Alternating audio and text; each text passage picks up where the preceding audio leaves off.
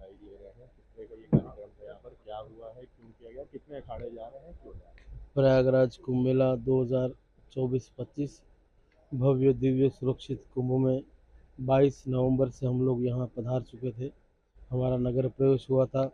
उसके बाद जो कुंभ का आगाज होता है, ध्वजारोहण विधिवत पूजन करके चारों श्री महंतों द्वारा ध्वज पूजन हुआ था। 52 गज की ध्वजा लगाई गई थी। उसके बाद 22 दिसंबर से यहाँ हमारा छावनी प्रवेश हुआ। छावनी प्रवेश होने के बाद में हमारी रमता पंच की पंच पूजा, जो हमारी प्राचीन पद्धति है, जो हर एक प्रत्येक कुंभ में विधि विधान और परंपरा के अनुसार होता है, वो सब शुरू कर दिया गया। हमारे चारों मड़ियों के महात्मा संत लोग आए। उन्होंने अपनी विधिवत तपस्या साधना पूरा कुंभ मेला तक, तीनों शाही स्नान तक यहाँ पर किए, कर्मकांड से लेकर सभी चीज़ों को। और बहुत से भक्त सज्जन लोग आए। उन्होंने करोड़ों लोगों ने महात्मा संतों के दर्शन किए, आशीर्वाद लिए, प्रसाद लिए और अपनी कुंभ की यात्रा में जो अपनी मनोकामना थी वो पूर्ण की। अब धीरे धीरे नियम के हिसाब से कोई चीज़ आरंभ होती है तो उनका समापन भी होता है। तो बहुत सी विषम परिस्थितियों का सामना करते हुए भी सभी हमारे श्रीपंथ दशनाम आह्वान अखाड़े के गुरु मूर्तियों ने आज 7 फरवरी 2025 को इस महाकुंभ का समापन, एक औपचारिक समापन किया है।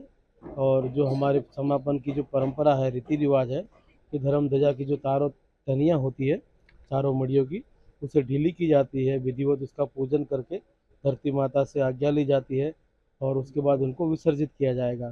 तो इस प्रकार का एक उनका प्रसाद स्पेशल होता है, जो सभी कुंभों में हम लोग तनी ढीली करते हैं। तो वहाँ पर कढ़ी पकौड़ी का भोग लगाया जाता है इष्ट देवता को, और इष्ट देवता को फिर यहाँ से काशी के लिए प्रस्थान करते हैं। और यहाँ से लेकर होली तक सभी अखाड़े के गणमान्य प्रतिनिधि, रमता पंच, नई कार्यकारिणी, सब लोग होली काशी करेंगे, होली तक रहेंगे। और वहाँ पर भी एक पेशवाई जुलूस होगा और उसके बाद भगवान विश्वनाथ के अमृत दर्शन होंगे।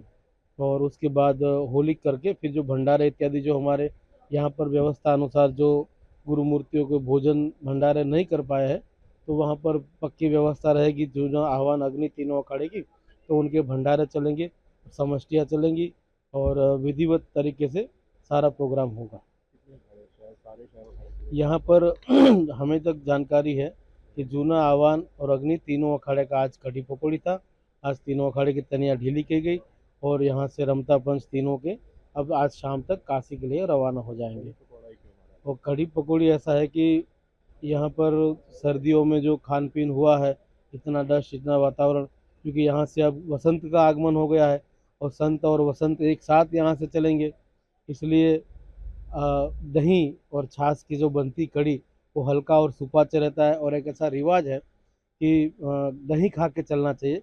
किसी भी विशेष यात्रा में हमारे सनातन धर्म में मान्यता है कि आप थोड़ा दही में शक्कर मिलाकर या मुंह मीठा कर कर प्रस्थान करें। किसी शुभ कार्य के लिए जाते हो तो हमारे अखाड़े के जो रमता पंच के देवता चलते हैं, तो उनको कढ़ी पकौड़े का भोग लगता है।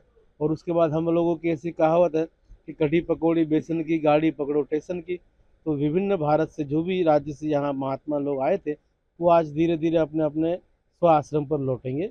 और जो कार्यकारिणी, रमता पंच और गुरु मूर्तियाँ है, वो ज़्यादातर महात्मा सब लोग बनारस, वाराणसी, जो हमारा मुख्य केंद्र है दशाश्वमेध घाट, वहाँ जाएंगे। फिर कब आएंगे? फिर अगले कुंभ में आएंगे, फिर धमाके के साथ आएंगे।